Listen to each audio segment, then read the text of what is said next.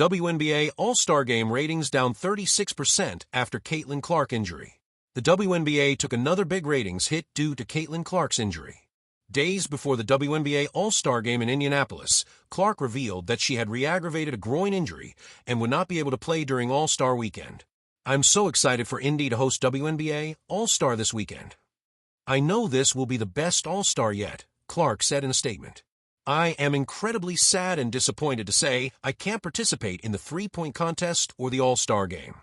I have to rest my body. I will still be at Gainbridge Fieldhouse for all the action, and I'm looking forward to helping Sandy Brondello coach our team to a win." Unfortunately for the WNBA, immediately after Clark announced her injury status, tickets for the event dropped by nearly 50%. The get-in price for the WNBA All-Star Game in Indianapolis has dropped 48% from $121 to just $64 after news broke that Caitlin Clark won't be playing. Not only did ticket sales suffer from Clark's injury, but ratings also took a dip.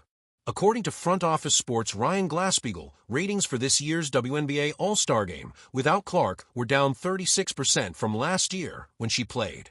ESPN attempted to make this year's WNBA All-Star Game ratings look good, but was criticized by several journalists.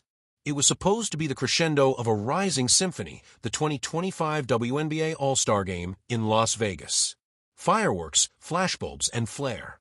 A celebration not only of basketball talent, but of the cultural surge the WNBA had ridden all season long. But the main act never took the stage. When Caitlin Clark was officially ruled out days before the event due to a groin injury, the buzz shifted.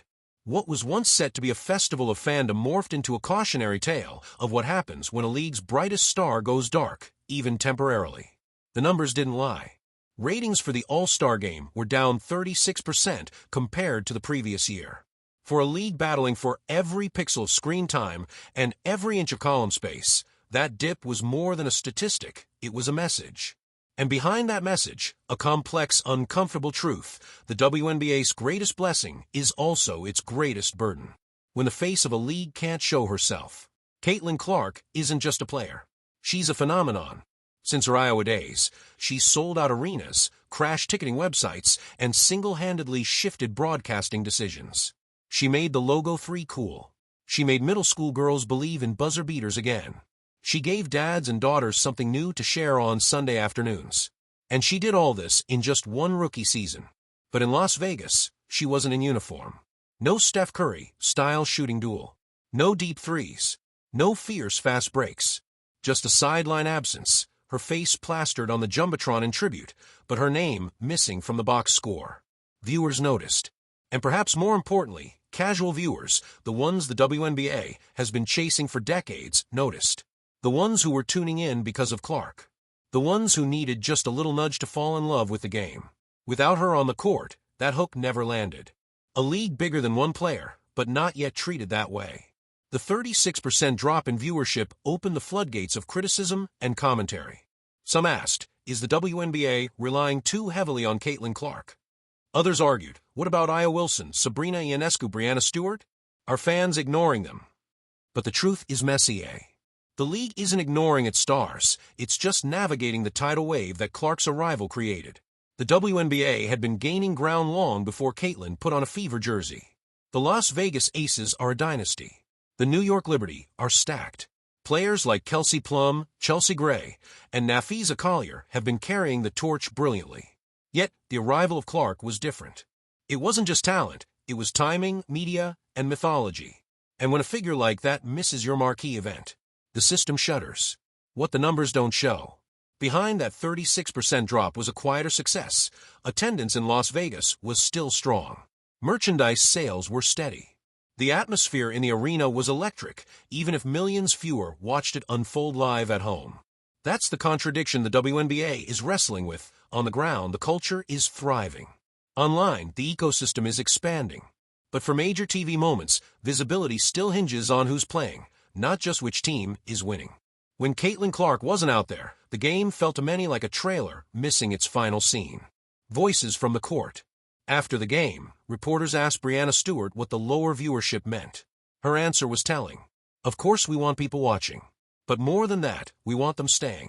Caitlin's brought so many eyes, and we're grateful for that. But this league was great before her, and it'll be great long after. Aya Wilson echoed the sentiment. Caitlyn's amazing, but if you only show up for her, you're missing out. This league is deep, it's personal, and it's real. Still, there was no denying that her absence had cast a long, quiet shadow. Where the league goes from here. If there's a lesson in the 36% dip, it's this: diversify the spotlight. The WNBA must continue to invest not only in promoting Caitlin Clark, but in building complete narratives around every star. Clark should be the bridge, not the destination. This means better year-round media support for stars across the board, highlighting rivalries beyond Caitlin versus everyone, encouraging networks to market games with equal energy, even when Clark isn't on the floor. Most of all, it means making sure the next All-Star game doesn't hinge on a single player's availability, no matter how dazzling she may be. Clark herself, silent but not absent.